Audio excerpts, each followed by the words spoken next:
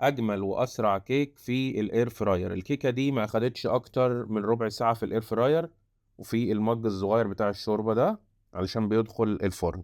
النهارده هنعمل كيك في الاير فراير، هنجربه كده لاول مره ونشوف النتيجه هتطلع ازاي. تعالوا كده مع بعض. هنجيب طبق صغير كده، بيضه واحده بدرجه حراره الغرفه، هنجيب تقريبا معلقتين لثلاثة لبن،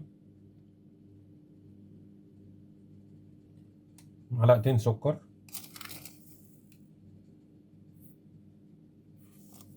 فانيليا تقريبا ربع معلقة، وهنضرب الخليط ده بمضرب البيض او بشوكة او باي حاجة، او ممكن نضربه في الخلاط بس هم عشان كمية قليلة فاحنا هنضربهم بايدنا عادي لغاية ما كل حاجة تدوب.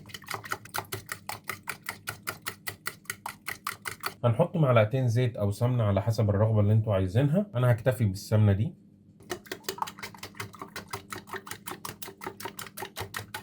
ويفضل كانت السمنة تبقى بدرجة حرارة الغرفة أو سايحة، ده الأفضل يعني. المهم في النهاية يدينا قوام متجانس كويس جدا يعني. وهندخل عليها 4 معالق دقيق، طبعا الخليط ده ممكن نعمله في الخلاط مفيش مشاكل من كده يعني، او 3 معالق على حسب نوع الدقيق اللي احنا بنستخدمه. هندخله كده بالراحة ونقلب ونشوف لو احنا محتاجين تاني هنحط كده. ودي معلقة بيكنج باودر، ذرة ملح ابيض، وهنقلب الخليط بتاعنا في اتجاه واحد كأننا بنعمل كيك عادي جدا يعني. لو حاسس القوام خفيف هديها شوية دقيق تاني، بس برضه هندخلها تاخد لها تقريبا معلقة، وبرضه هنقلبها في نفس الاتجاه.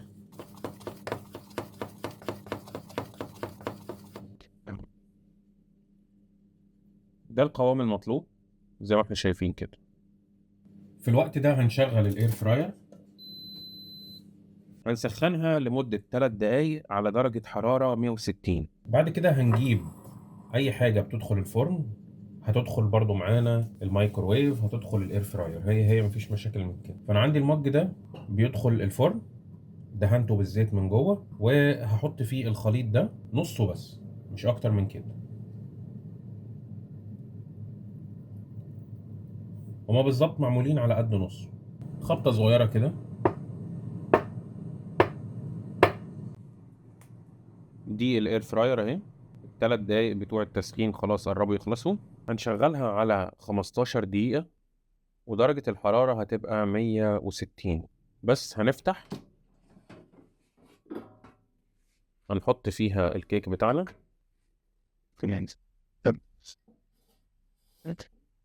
تمام زي ما احنا شايفين، وهندخلها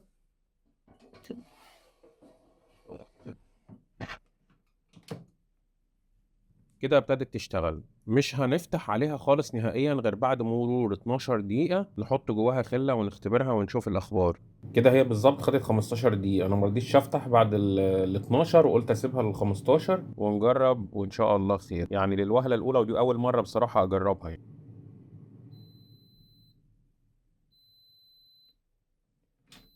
هنفتح زي ما انتم شايفين كده، ده شكلها. تعالوا نختبرها بسرعة. بصوا للآخر، مفيش ولا نقطة عجين طالعة. هسيبها على درجة الحرارة دي جوه 5 دقايق بدون ما اشغل الاير فراير، حط في الاير فراير خالص.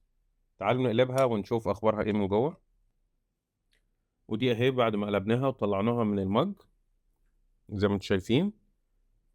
بصوا هشة جدا. تعالوا كده نقطع ونجرب ونشوف. لسه سخنة كمان. اجمل واسرع كيكة في الاير فراير.